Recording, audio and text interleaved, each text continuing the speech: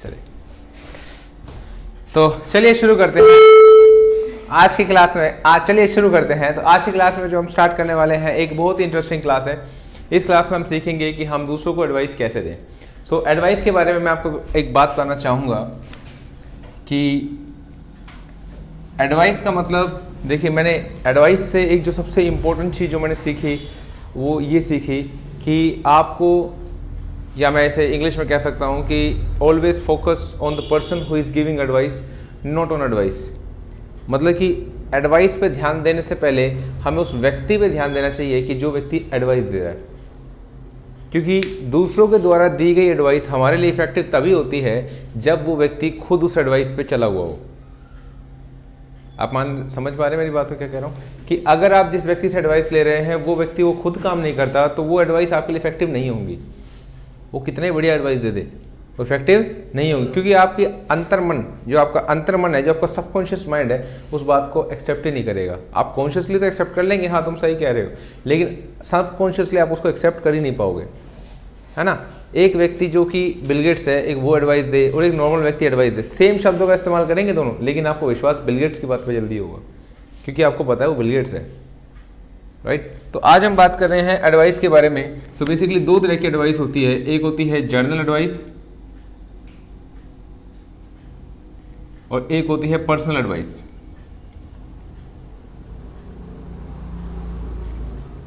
Journal advice का मतलब क्या है? एक ऐसी एडवाइस है जो कि आप जर्नली आप किसी को भी दे सकते हैं। जर्नल एडवाइस का मतलब क्या? एक ऐसी एडवाइस जो आप किसी को भी दे सकते हैं। इस एडवाइस को देने के बाद सामने वाला व्यक्ति आप पे गुस्सा नहीं होता, या आपकी बात को माने या ना माने, ये फैक्टर इंपॉर्टेंट नहीं है। इंपॉर्टेंट क्या है कि आप एडवाइस देना चाहते थे, आपने जेन्युइनली अपने एडवाइस दे दी। तो जर्नल एडवाइस का इस्तेमाल आप कहीं पे भी कर सकते हो, स्ट्रेंजर को भी बोल सकते हो। लेकिन पर्सनल एडवाइस में ऐसा नहीं है। पर्सनल एडवाइस में क्या होता है कि आपको ध्यान रखना होता है कि जो व्यक्ति से आप बात कर रहे हो वो व्यक्ति आप पे विश्वास करे। यानी कि जर्नल एडवाइस और पर्सनल एडवाइस में सबसे इंपॉर्टेंट चीज़ जो है वो है विश्वास, कि पर्सनल एडवाइस में आप उस व्यक्ति को पर्सनली जानते हैं, आप तब उसे एडवाइस दे रहे हैं, और वो एडवाइस और किसी और से उसको मिलेगी नहीं, वो सिर्फ आप ही दे सकते हैं, क्योंकि आप पर्सनली उसे जानते हैं। आप उसके पॉजिटिवनेस, नेगेटिवनेस, दोनों चीज़ों के बारे में जानते हैं, किस चीज़ में वो बढ़िया है, किस चीज़ में घटिया है, आप दोनों चीज़ों के बारे में जानते हैं। उसको मद्देनजर रख के आप उसको एडवाइस दे रहे हैं। समझ पा रहे हैं मैं क्या कह रहा हूँ? तो आज हम सीखते हैं पहले, सबसे पहले जर्नल एडवाइस के बारे में। तो जर्नल एडवाइस का यूज़ जो है हम करते हैं वर्ड जिसका नाम है शुड। तो शुड का यूज़ आप कहीं पर भी कर सकते हैं। शुड का यूज़ आप कहीं पर भी कर सकते हैं, किसी को भी एडवाइस देने के लिए कर सकते हैं। शुड का यूज़, शुड का यूज़ करने का मतलब कैसे करेंगे हम यूज़, इसको देखते हैं थोड़ा सा। जैसे मान लीजिए मैंने कहा कि क्या तुम पार्क जाते हो, तो ये रूटीन लाइफ है, तो मैंने बोला do you go to park, do you go to park, है ना। अब आप पार्क नहीं जाते, सपोज करिए मैं कह रहा हूँ कि मैं पार्क नहीं जाता, आई डू नॉट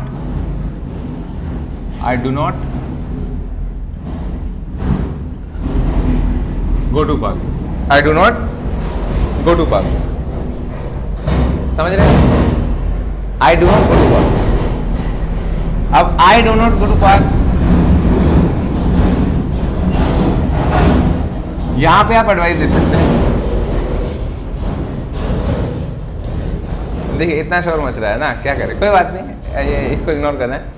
तो I do not go to park, ये क्या है? एक मतलब इसने अपना आंसर दिया कि मैं पार्क नहीं जाता। अब आपके पास मौका है कि आपने जो क्लास सीखी है कि जर्नल एडवाइस देने का, तो जब भी आपको मौका मिले जर्नल एडवाइस देने का, पीछे मौका ना छोड़े, हमेशा एडवाइस देते रहे एडवाइस, सबको देते रहे एडवाइस।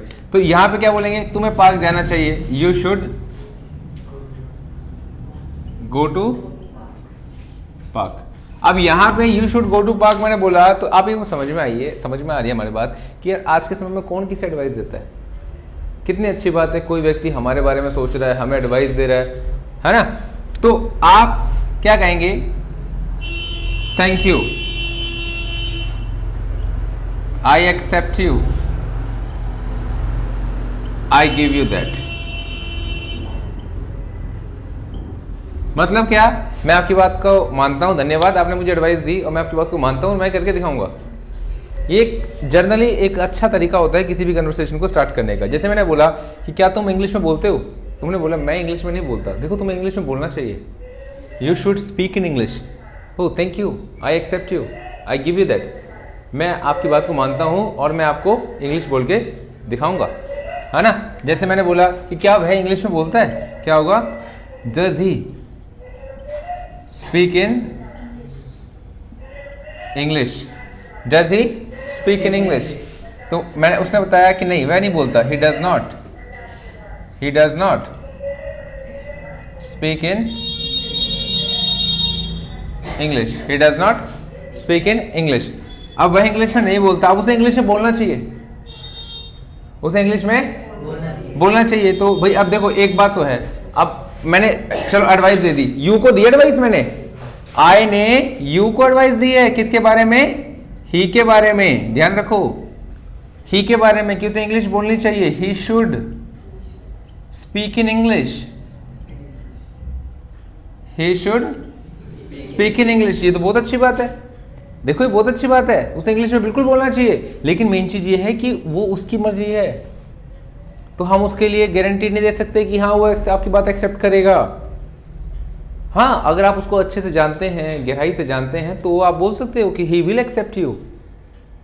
थैंक यू तो बोलेगा, एडवाइस दे रहा भाई अपने दोस्त के बारे में कोई, thank you, but he may accept you, but he may accept you,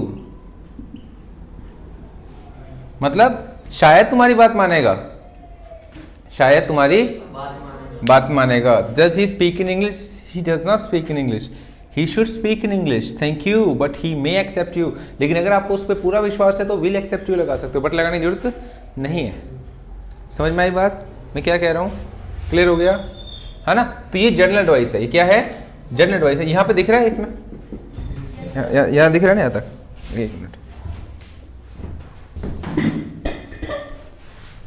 अच्छा तो यहाँ तक दिख रहा है, यहाँ तक दिख रहा है ना, यहाँ तक दिख रहा है, ठीक है।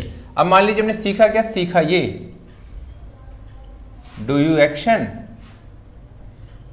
आई do not action, I do not action. तो हम क्या करेंगे, अरे वाह मौका मिल गया हमें एडवाइस देने का, है ना।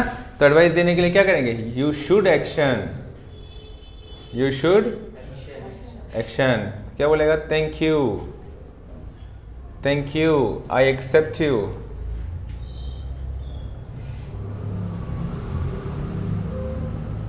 आई गिव यू दैट।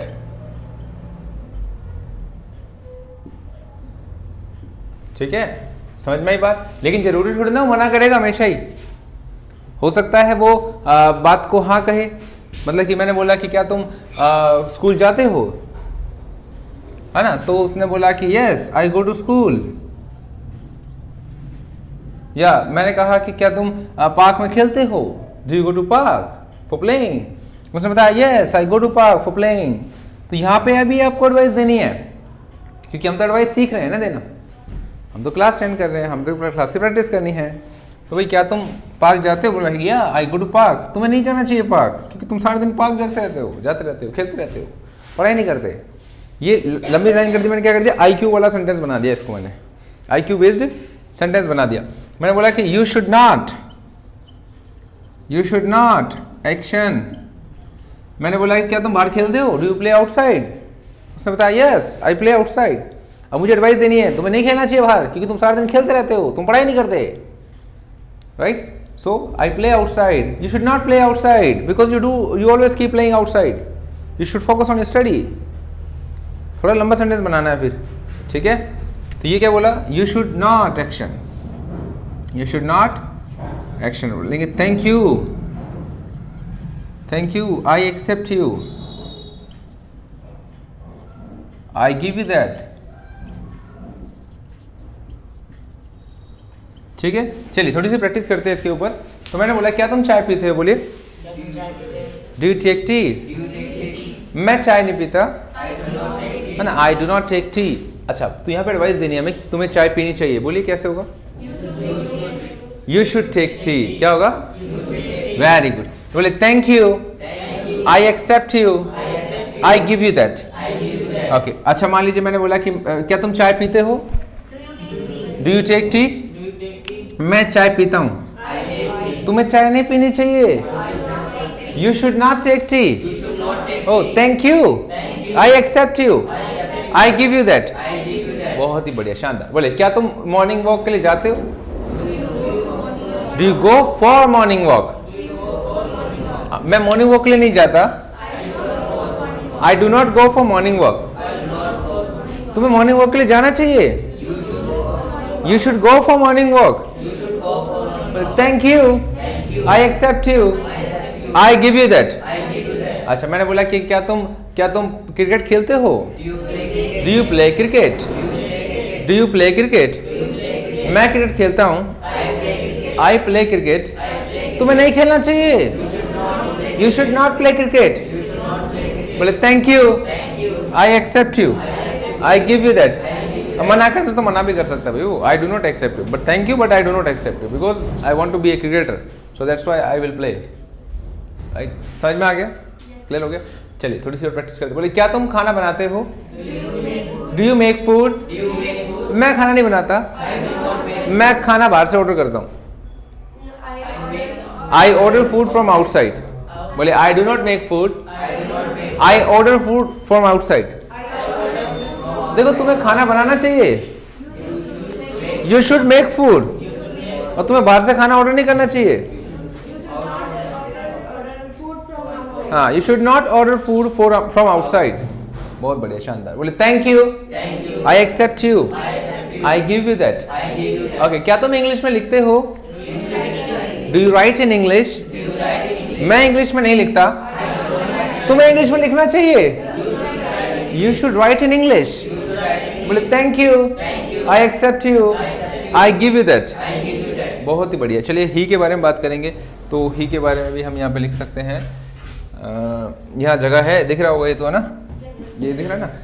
अच्छा, ठीक है। तो यहाँ पे बात करें ही के बारे में, तो क्या आएगा? Does he action? He does not action. He does not action. इसे करना चाहिए he should action. Oh, thank you, but he may accept you, right? So मैंने बोला कि क्या वह कॉफी पीता है? बोलिए does he take coffee? Does he take coffee? वह कॉफी नहीं पीता। He does not take coffee. उसे कॉफी पीनी चाहिए। He should take coffee. बोले thank you, but he may accept you. But he may accept you, ये भी दिख रहा है ना यहाँ से? अच्छा, ठीक है। यहाँ पे जैसे मान लीजिए वो एक्शन करता है, ही एक्शंस, उसे एक्शन नहीं करना चाहिए। ये नहीं दिख रहा? चलिए कोई बात नहीं, सुन लोगे ना आप तो समझ जाओगे। ठीक है, क्लियर हो गया है ना? तो यहाँ पे मैंने इसको समझा दिया आपको। इसकी प्रैक्टिस करनी है आपको बहुत ज़्यादा, ठीक है। और प्रैक्टिस करने के बाद आपको नोट्स बनाने हैं, इसकी बोल के प्रैक्टिस करनी है, ठीक है। तो अभी के लिए इतना काफ़ी है मेरे ख्याल से, ठीक है। इसको नोट डाउन कर लीजिए।